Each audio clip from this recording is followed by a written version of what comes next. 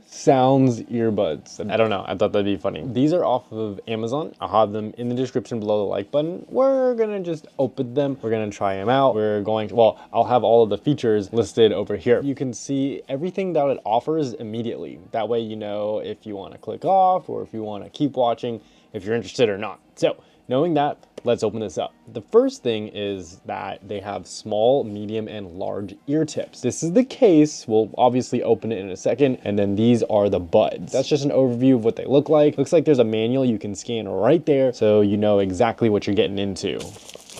USB Type-C to Type-A cable, the different ear tips, and of course, your Bluetooth earbuds. And here they are. They are incredibly tiny. This is my palm, for example, and these are the earbuds. This is my phone. It's a Samsung Galaxy S23. And here are the earbuds. Check it, they are super small. The case, it's also lightweight. So I'm guessing we can just open these up and take out the earbuds. Those are easy to take out. You know, some cases that I've experienced, and I've played around with a lot of earbuds, it's kind of hard to slide these in and out, but I feel like these are pretty easy to just grab and pull it out. I like that. Got a nice clasp when it shuts. The case is super light. Everything just feels pretty solid. So let's take them both out and put them in my ears. The buds themselves are also super lightweight. Sits in just fine. I think I would want a smaller ear tip, but we'll put this one in as well. And because they go in your ear and they're the silicone, they automatically start to block out some of that noise around you. So you're already gonna get some of that noise canceling. I just put them back in the case really quick, and when they charge, you can see they have that little light indicator right there, and you have a light indicator at the bottom as well. If I go ahead and plug in the case, let's see, the case probably needs to charge, so it has a red LED that it's showing.